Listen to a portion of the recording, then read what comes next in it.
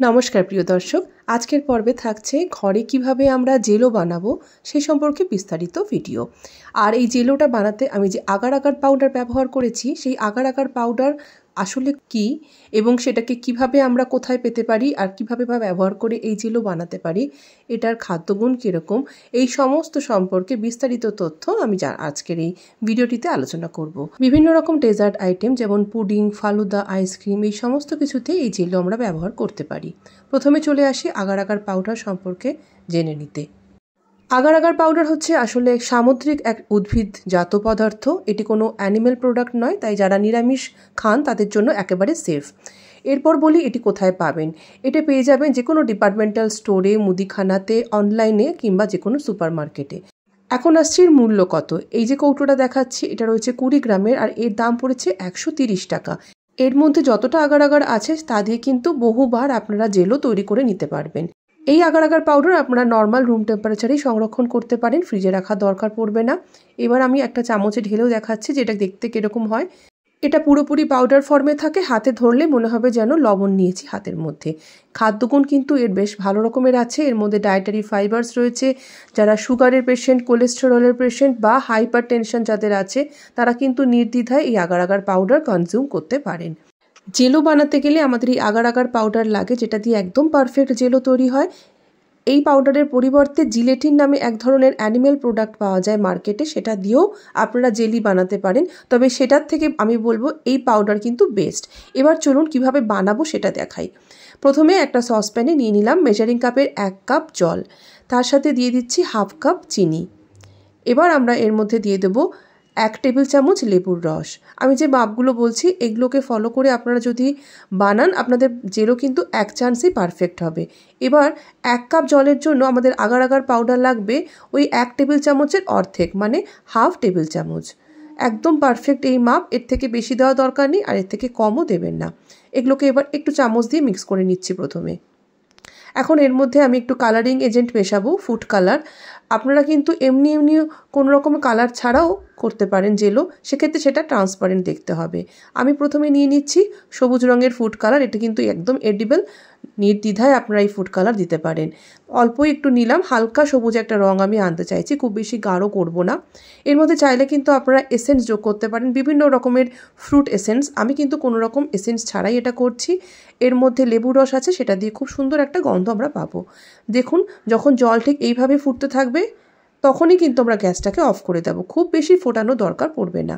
ভালো বলক চলে এসেছে। এবারে একটা ছড়ানো প্লেটের মধ্যে পুরোপুরি মিশ্রণটাকে ঢেলে নিচ্ছি। এই অবস্থাতে আমরা এটাকে ফ্যানের তলায় রেখে দেবো, কোনোরকমভাবে থালাটাকে নাড়াবো না। 15 থেকে 20 মিনিটের মধ্যে কিন্তু একেবারে পারফেক্টলি জেলো তৈরি হয়ে যাবে। চলুন এবার আমরা নেক্সট আরেকটা কালারের জেলো বানাচ্ছি। তার জন্য সেই একইভাবে সসপ্যানের মধ্যে প্রথমে নিলাম 1 কাপ জল, হাফ কাপ চিনি আর তার সাথে আবারও 1 টেবিল চামচ লেবুর রস দিয়ে দিচ্ছি। আবার আগার আগার পাউডার একই মাপের, মানে সেই একই টেবিল চামচের হাফ টেবিল চামচ। এগুলোকে একটু মিক্স করে নিচ্ছি। আর তারপর আমরা এর মধ্যে মেশাবো রেড ফুড কালার। আমি লাল রঙের জেলো বানাবো। বিভিন্ন কালারের জেলো দেখতে খুব ভালো লাগে, আকর্ষণীয় লাগে, কিন্তু টেস্টের দিক থেকে যদি বলেন টেস্টে কোনো রকম তফাৎ আসে না। তো সেজন্যই বলছি আপনারা ফুড কালার ইউজ করতেও পারেন, নাও করতে পারেন। আবার গ্যাসের মধ্যে এটাকে ভালো করে একবার ভালো ফুটিয়ে নেব। দেখতে পাচ্ছেন ভালোভাবে ফুট চলে এসেছে। এবার আমরা আবার সেই আগের মতন এবার এখানেও একটা চওড়া প্লেটের মধ্যে মিশ্রণটাকে ঢেলে ফ্যানের তলায় রেখে দেবো 15 থেকে 20 মিনিট। আপনারা চাইলে কিন্তু ফ্রুট জুস দিয়েও জেলো বানাতে পারেন, সেক্ষেত্রে জলের পরিবর্তে একই মাপের ফ্রুট জুস ব্যবহার করবেন, যেমন mango fruit juice, orange fruit juice. দেখুন আধ ঘন্টা পরে ফিরে এসেছি। আমি কিন্তু ফ্যানের তলাতেই রেখেছিলাম, কোনো রকম ফ্রিজে ঢোকাইনি। কি সুন্দরভাবে আমাদের দুটো দারুণ কালারের জেলো তৈরি হয়ে গেছে। এবার ছুরি দিয়ে আমি এগুলোকে কেটে নিচ্ছি। যেরকম ধরনের ডেজার্ট আপনারা তৈরি করবেন সেই অনুযায়ী আপনারা যে কোনো শেপের এই জেলো কাটতে পারেন। এখন যদি বলেন যে এই জেলোকে আমরা তৈরি করে সংরক্ষণ করব কিনা, তবে আমি বলবো যেহেতু এই জেলো তৈরি করতে বেশিক্ষণ সময় লাগে না, তাই একদম ফ্রেশ তৈরি করে নিয়ে ব্যবহার করে নেওয়াই ভালো। তবে চাইলে আপনারা ফ্রিজে এটাকে 1 থেকে 2 দিন অবশ্যই রাখতে পারেন। দেখুন জেলোগুলো কত পারফেক্ট হয়েছে, একদম ক্রিস্টাল ক্লিয়ার, তাই না?